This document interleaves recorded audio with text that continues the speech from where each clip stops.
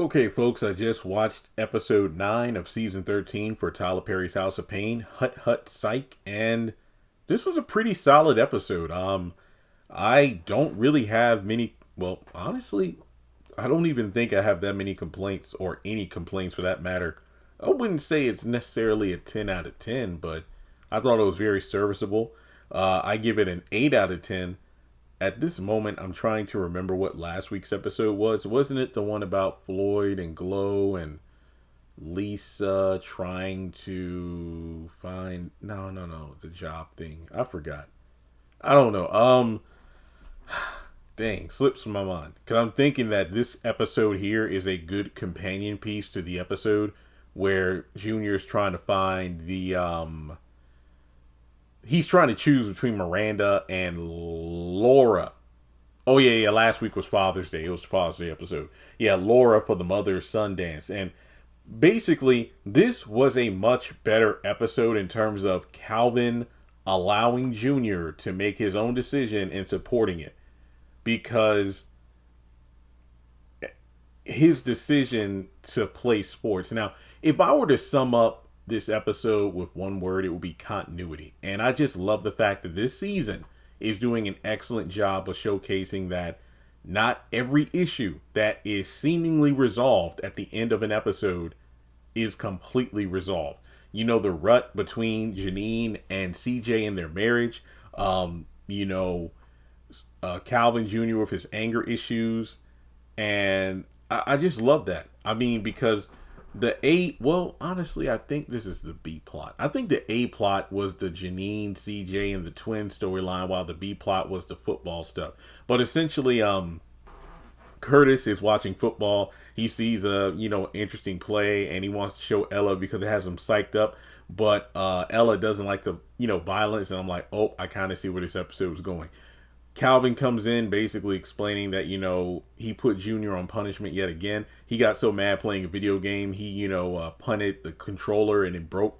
So he took the games again and he has to save up the money to buy a controller. My nephew, yeah, he gets angry like that too, which makes me not that excited to play Sparking Zero later this week because I just bought a PS5 and if that boy flings the controller, he's out of here. But when it comes down to it, they agree that, the whole therapeutic thing of counting to 10 doesn't really help in all situations, but he needs an outlet to release the pent up anger. And the guys look at the TV and go, football. And Ella's like, that's not what I meant. Well, hey, that was a great idea anyway. So later in the episode, you got Junior over there and, he's pumped up about football.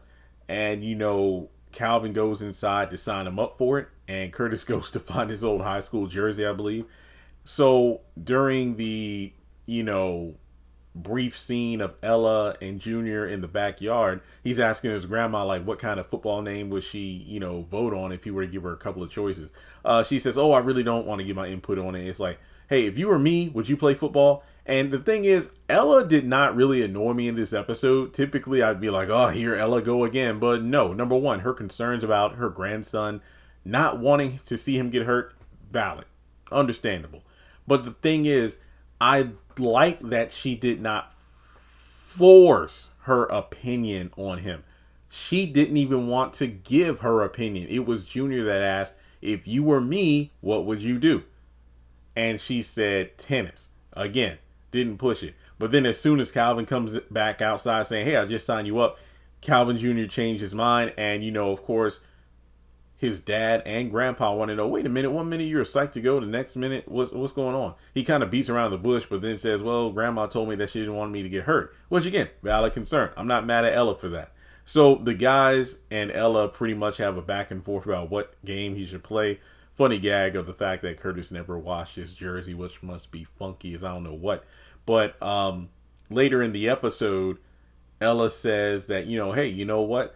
We can go to my alma mater because I actually know someone who works like at the World Cup, and we can look at a few games and maybe get a few autographs, and then Curtis has the Floyd hookup to get some football stuff. But basically by the end of the episode, he has to choose between the two, but picks basketball.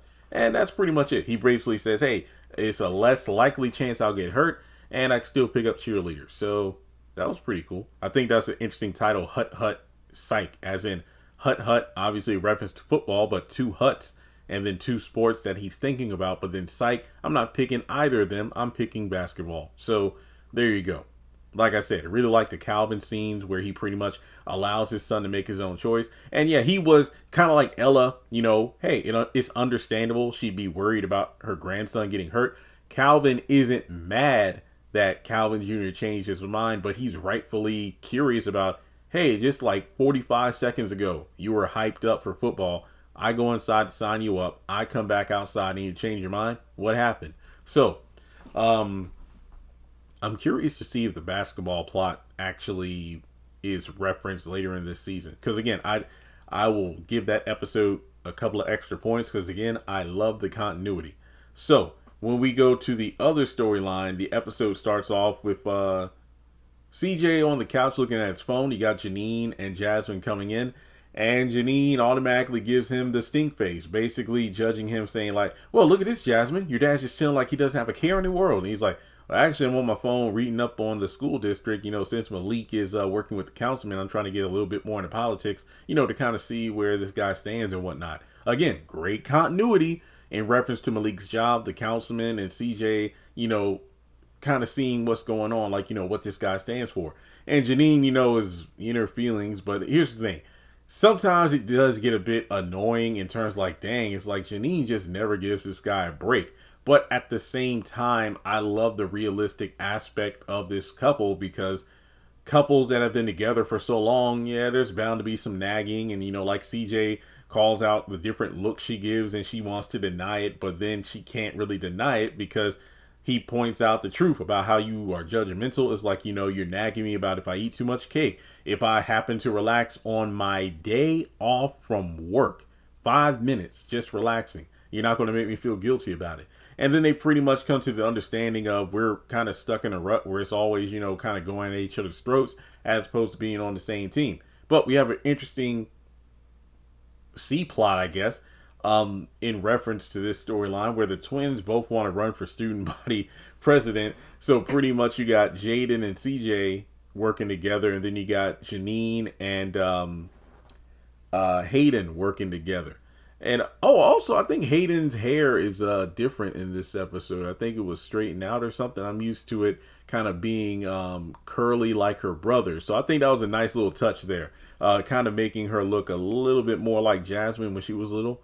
But they work at the dining room table together in regards to coming up with different slogans and, promises like, hey, or platforms like, hey, if you vote for me, this, and this. But of course, CJ and Janine pretty much insert their own argument into the debate. And I love how Jaden spoke like, Mom, Dad, stop arguing, which is a great indication that, look, these two bicker a lot, and the kids say stop arguing because they hear them do it a lot. So, wow. Yeah, I like it. It really felt realistic.